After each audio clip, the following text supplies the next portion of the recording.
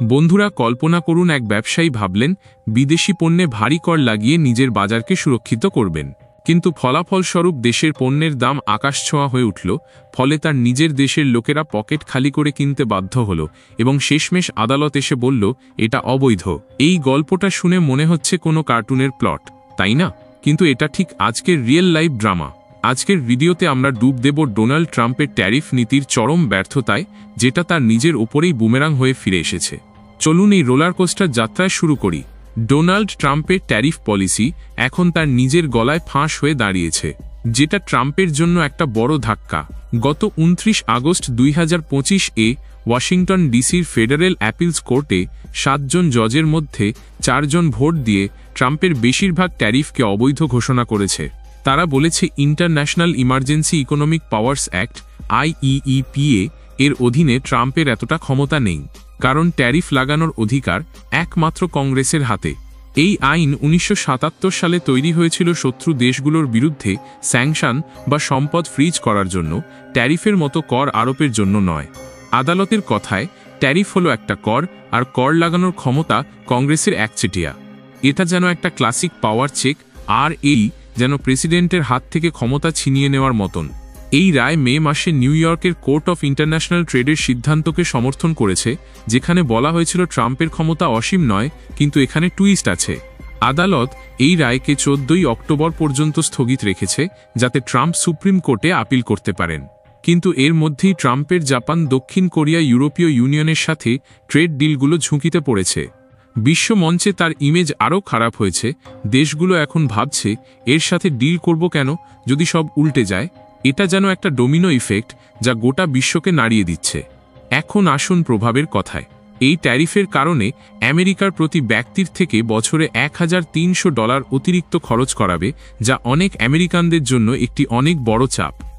মধ্যবিত্তের জন্য এটা একটা বড় ধাক্কা, যেন দৈনন্দিন জীবনের যুদ্ধ আরও কঠিন হয়ে উঠেছে। ইস্পাত, অ্যালুমিনিয়াম, গাড়ির মতো খাতে চাকরি কমেছে।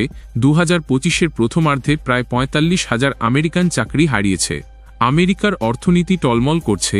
দ্বিতীয় কোয়ার্টারে জিডিপি 1.6% কমেছে, রপ্তানি 27% হ্রাস পেয়েছে। দোকানে গেলে দেখবেন ওয়ালমার্টে গড় পণ্যের দাম 18% বেড়েছে। ফোর্ড বা জেনারেল মোটরসের গাড়ির দাম বাড়ায় সাধারণ আমেরিকানরা বলছে ট্রাম্প তো আমাদেরই পকেট মারছে। বিশ্বে ট্রেড ওয়ার তীব্রতর হয়েছে। চীন আমেরিকার কৃষি পণ্যে 125% ট্যারিফ লাগিয়েছে, কৃষকরা কান্নাকাটি করছে। ইউ আমেরিকার প্রযুক্তি পণ্যে 25% কর আরোপ করেছে, যা টেক জায়ান্টদের ঘুম হারাম করেছে।